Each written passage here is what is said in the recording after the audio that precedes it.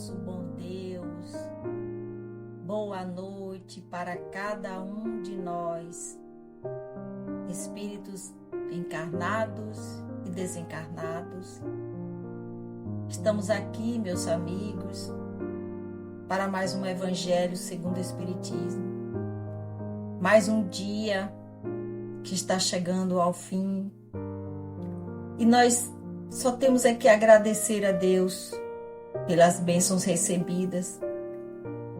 Porque às vezes, na correria do nosso dia a dia, nós esquecemos de contemplar tudo que nos cerca, principalmente aquilo que Deus nos dá.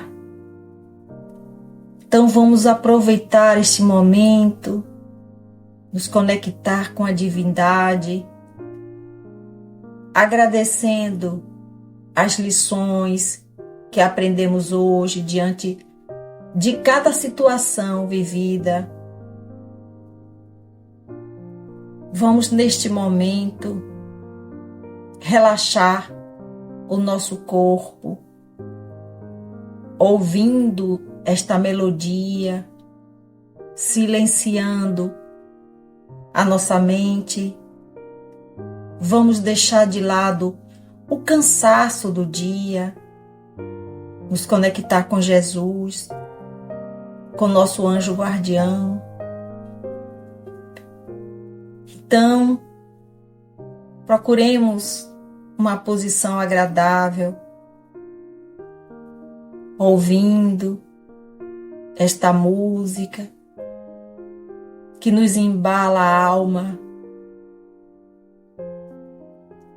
Vamos inspirando e respirando profundamente, com os olhos fechados, visualizando a imagem do Cristo, agradecendo a Ele mais uma vez a oportunidade de estarmos aqui, pedindo a Ele que nos dê sabedoria para que a gente possa compreender a passagem do Evangelho de hoje e que amanhã seja um dia repleto de boas oportunidades. Então, vamos conversar com Jesus. O capítulo de hoje do Evangelho segundo o Espiritismo é o 10º. Bem-aventurados que são misericordiosos. O perdão das ofensas. Item 15. É uma mensagem do apóstolo Paulo. Ele deixou essa mensagem na cidade de Lyon, no ano de 1861. Ele disse o seguinte, que perdoar os inimigos é pedir perdão para si mesmo. Perdoar os amigos é dar a eles uma prova de amizade. Perdoar as ofensas é demonstrar que se está melhorando. Perdoe, meus amigos, para que Deus também possa perdoá-los. Se forem duros, exigentes, rigorosos, mesmo por uma pequena ofensa, como vão querer que Deus esqueça que a cada dia vocês também têm necessidade de perdão? Infeliz daquele que diz, nunca perdoarei, pois está pronunciando a sua própria condenação. Será que fazendo uma autoanálise não irão encontrar em vocês mesmos o agressor? Quem sabe se nessa luta que começa por um simples desentendimento e termina numa ruptura, o primeiro golpe não partiu de vocês? Será que não deixaram escapar uma palavra ofensiva? Será que usaram a moderação necessária? Sem dúvida, o adversário errou em se mostrar tão melindroso. Mas isso deve ser mais uma razão para serem indulgentes e não censurarem. Vamos admitir que foram realmente os ofendidos em uma determinada circunstância. Quem garante que não envenenaram a situação por vingança, transformando em disputa séria o que poderia ter caído facilmente no esquecimento? Se dependeu de vocês impedir as consequências e não fizeram, então são realmente culpados. Vamos imaginar também que não tenho absolutamente nada a reprovar em suas condutas. Nesse caso, quanto maior tiver sido a capacidade de perdoar, maior será o mérito de vocês. Existem duas maneiras diferentes de perdoar: o perdão dos lábios e o perdão do coração. Muitas pessoas dizem a respeito de seu adversário: eu perdoei, enquanto interiormente alegram-se com o mal que lhe acontece, dizendo a si mesmos que ele bem o mereceu. Quantos dizem eu perdoo e acrescentam, mas nunca me reconciliarei. Não quero vê-lo pelo resto de minha vida. Será esse o perdão ensinado pelo Evangelho? Não. O verdadeiro perdão ensinado pelo Cristo é aquele que lança um véu sobre o passado. É o único que será levado em consideração, pois Deus não se contenta com aparências. Ele examina o fundo dos corações e os mais secretos pensamentos, não aceitando apenas palavras e simples fingimentos. O esquecimento completo e absoluto das ofensas é próprio das grandes almas. O rancor é sempre um sinal de inferioridade. O verdadeiro perdão se reconhece mais pelos atos do que pelas palavras. Paulo, apóstolo, Lyon, 1861. Que assim seja. Então, meus amigos, nesta noite abençoada, vamos refletir um pouco sobre este tema de hoje, sobre as palavras do apóstolo Paulo. Bom, todos nós, em algum momento de nossa vida, nós cometemos erros e ficamos esperando sermos perdoados, não é verdade? Toda noite ao deitar, muitos, quando fazem a oração do Pai Nosso, pede lá: Senhor, tende piedade de mim, perdoa os meus pecados. Mas esquecem que também tem que perdoar. Então, meus amigos, Jesus, quando ele estava lá com o discípulo Pedro,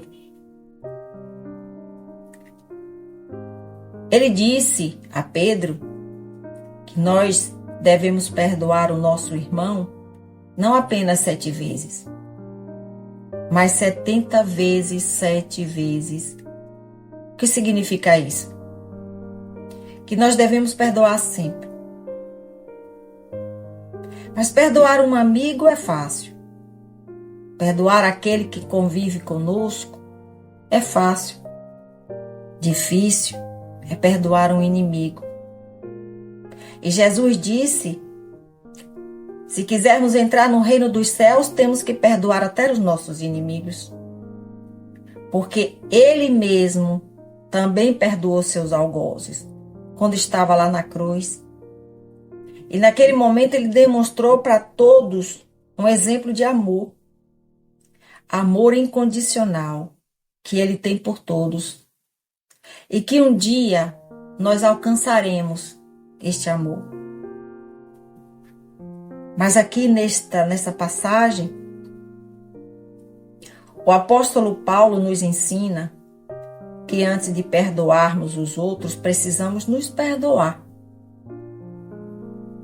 E quanto de nós vive numa prisão interna com sentimentos de culpa? Porque às vezes a pessoa até quer perdoar o outro, mas o orgulho e o egoísmo, essas chagas, que destrói o homem, não deixa que o homem tome uma iniciativa. Prefere ficar ali preso, acorrentado ao fato, ao acontecimento.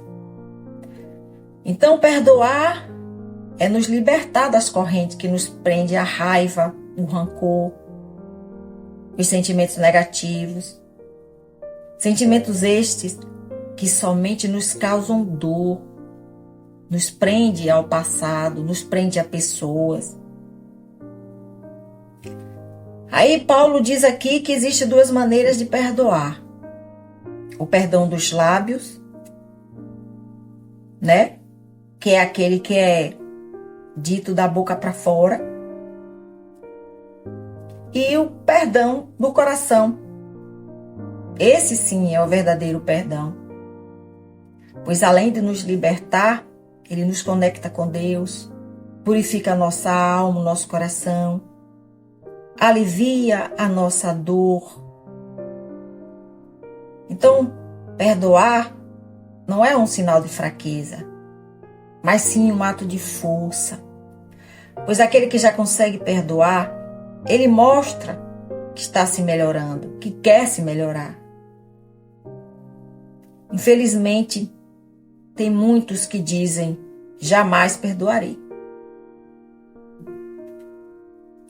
Aí diz assim,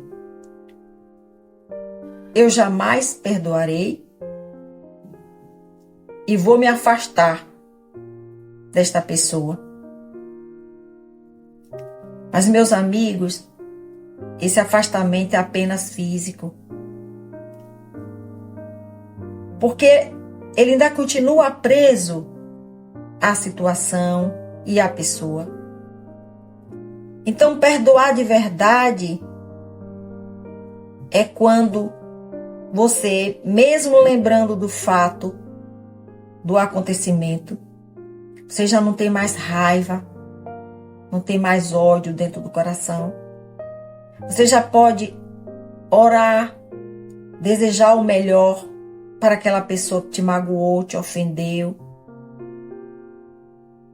Então, precisamos aprender a perdoar para que tenhamos a graça de receber também de Deus o perdão que todos os dias nós pedimos quando oramos a oração do Pai Nosso. Nós só temos que agradecer a Jesus, ao apóstolo Paulo, por esta passagem do Evangelho, estes ensinamentos. E vamos neste momento entregar nas mãos de Deus a nossa alma, o nosso sono, a nossa vida, o nosso amanhã.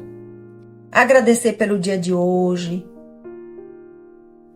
e pedir a Deus que nos dê força para que a gente possa vencer e tirar de dentro do coração alguns sentimentos ruins que possam ainda estar, como a raiva, o rancor, o ódio. Vamos pedir a Deus que Ele nos ilumine o caminho. Porque, meus amigos, somente a gente perdoando, é que podemos seguir em frente. Podemos nos libertar daquilo que nos faz mal. Que Jesus leve até o Pai todos os nossos pedidos neste momento. Que Maria Santíssima nos cubra com seu manto sagrado. Que nosso anjo guardião esteja conosco agora. Nos conduza para a seara de luz, para continuarmos os estudos. E que amanhã seja um dia de muita paz para todos nós. A reflexão final, ela diz o seguinte: não fique triste pelo o que não concretizou hoje. Todos os dias são importantes passos para o futuro. Em alguns, o movimento é mais claro, mas há outros de reflexão, que são fundamentais para que se aprenda ao longo do caminho e se dê os passos certos. Que o Senhor abençoe e nos proteja e que possamos dormir com os nossos anjos guardiões. Que assim seja, assim é e assim será. Graças a Deus.